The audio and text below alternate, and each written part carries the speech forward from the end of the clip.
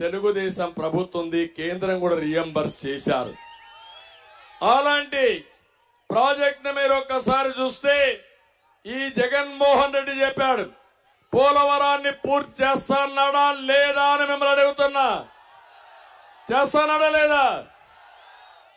వస్తానే 2021 పూర్తి చేస్తానడా లేదా? మళ్ళీ 22కు మార్చేస్తానికి నీ అవినీతికి పోలవరం బలైపోయింది. జగన్మోహన్ రెడ్డి ధైర్యం ఉంటే సమాధానం చెప్పు. ఎందుకు కాంట్రాక్టర్ను మార్చావు?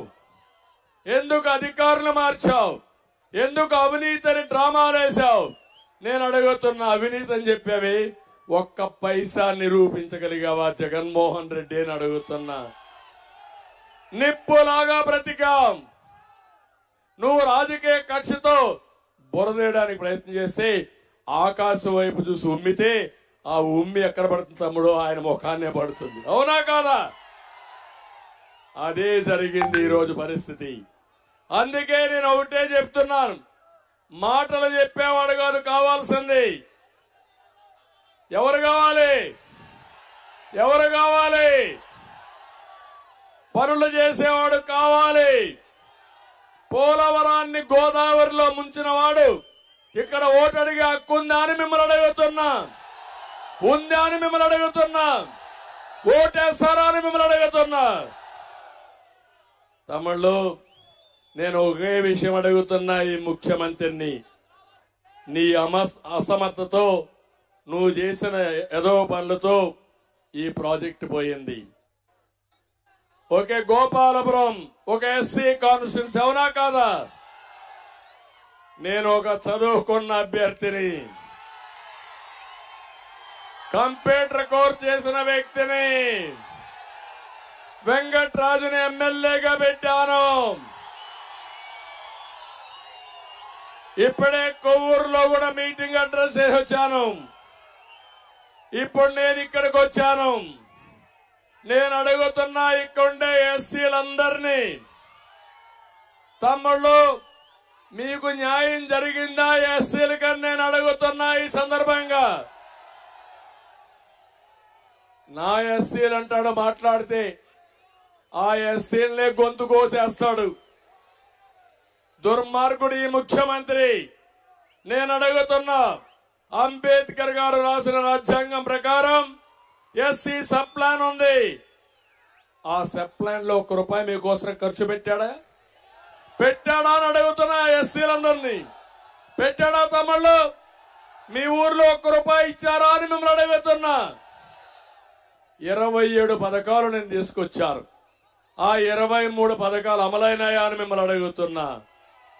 అయినాయా మిమ్మల్ని అడుగుతున్నా. 5 ఏళ్లలో 28,000 కోట్ల రూపాయలు ఖర్చు పెట్టాను నేను. ధైర్యం ఉంటే చెప్పు. ఎస్సీలకి నా ఎస్సీలు అంటున్నావు. నీకు ధైర్యం ఉంటే ఎన్ని వేల కోట్లు ఖర్చు పెట్టావు, ఎక్కడ ఖర్చు పెట్టావో చెప్పమని ఛాలెంజ్ విసురుతున్నా. అవునా కాదా? ఇంకో పక్క మీరు చూస్తే నేను దళితుల్ని భూస్వాములు చేయాలని భూమి కొనిచ్చా. 5 లక్షలు 10 లక్షలు పెట్టి భూమి కొనిచ్చా. నేను అడుగుతున్నా జగన్మోహన్ రెడ్డి, 1 ఎకరా కొనిచ్చావా మా దళితులకు అని అడుగుతున్నా. చెప్పగలుగుతావా అని అడుగుతున్నా. తమ్ముళ్ళు, ఇదే కాదు, కులాంతర వివాహాలకి ఆర్థిక సహాయం చేశా నేను. బెస్ట్ అవైలబుల్ స్కూల్స్ అంటే జిల్లాలో మంచి స్కూల్స్ ఉంటే దళిత పిల్లలు కూడా తెలివైన పిల్లలు, వాళ్ళని చదివిస్తే బ్రహ్మాండంగా రాణిస్తారని మంచి స్కూల్స్ పంపించి ప్రభుత్వ డబ్బులు ఖర్చు పెట్టి ఇచ్చాం. కనీసం బెస్ట్ అవైలబుల్ స్కూల్స్ అన్ని రద్దు చేశావు. ఎందుకు రద్దు చేశావు చెప్పే ధైర్యం నీకుందా అని నేను అడుగుతున్నా.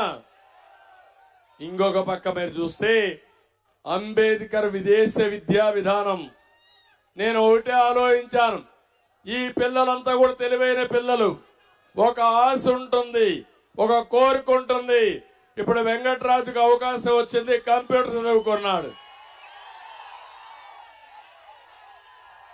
ఒక సాధారణ కుటుంబంలో పుట్టాడు, ఇప్పుడు రాజకీయాల్లోకి వచ్చాడు.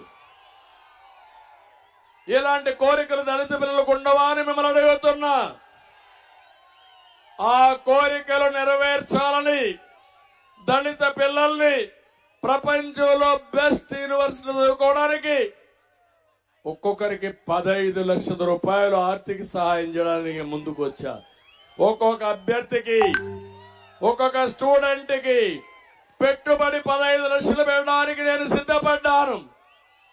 కొన్ని వేల మందిని చదివించాను. ఎందుకు తీసేసావు సైకో జగన్మోహన్ రెడ్డి? సమాధానం చెప్పు.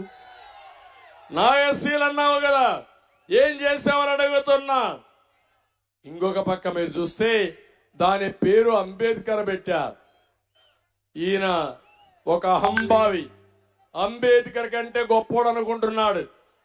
గొప్పోడు అనుకుని అంబేద్కర్ గారి పేరు తీయేసి జగన్మోహన్ రెడ్డి పేరు పెట్టుకొని ₹1 కూడా ఇవ్వకుండా చేసిన నీకు ఎస్సీలు ఒక ఓటేస్తారా అని మిమ్మల్ని అడుగుతున్నా. ఇద్దరి పుట్టుగతులు ఉండాలా అని మిమ్మల్ని అడుగుతున్నా. ఇంకో పక్క కేంద్ర సబ్సిడీలన్నీ రద్దు చేసేశాడు. కేంద్రంలో ఎస్సీ ఫైనాన్స్ కార్పొరేషన్ ఉంది, వాళ్ళు డబ్బులు ఇస్తారు. నేను మన దగ్గర ఎస్సీ ఫైనాన్స్ కార్పొరేషన్ ఆ డబ్బులు తీసుకొచ్చి మన డబ్బులు పెట్టి మీకు పెద్ద ఎత్తున రుణాలు ఇచ్చాను. వచ్చాయి ఆ డబ్బులు? ఎస్సీ ఫైనాన్స్ కార్పొరేషన్ ఉందా రాష్ట్రంలో ఈరోజు? దాన్ని నాశనం చేశాడు. నేను కార్ డ్రైవర్లుగా ఎస్సీ పిల్లలు కాకుండా కారుకు ఓనర్ కావాలని ఇన్నోవా కార్లు కొనిచ్చా. జ్ఞాపకం ఉందా మీకు? ఇస్తున్నారా? ఇప్పుడు ఒక కారు ఇచ్చారా? ఎక్కడన్నా జరిగిందా? ఇప్పుడు తమ్ముళ్ళు, నేను ఒకటే మీ అందరికీ చెప్తున్నా, ఇది చేయకుంటే పోయాడు. ఎవ్వరు ఒక దళితులకు సహాయం చేయలేదు.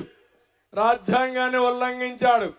అందరికి ఇచ్చిన కార్యక్రమాలే కాకుండా ఈ ఎస్సీలకు ఒక కార్యక్రమం కూడా చేయకుండా ద్రోహం చేసిన వ్యక్తి జగన్మోహన్ రెడ్డి సైకో అని చెప్పి నేను మీకు తెలియజేస్తున్నా. మళ్ళీ ఇతన్ని ఎవ్వరు కూడా నోరెత్తకూడదు, ప్రశ్నించకూడదు, నిలదీయకూడదు. 4.5 ఏళ్లలో 6,000 కేసులు పెట్టాడు మీ మీద. ఎస్సీల పైన ఎస్సీ అట్రాసిటీ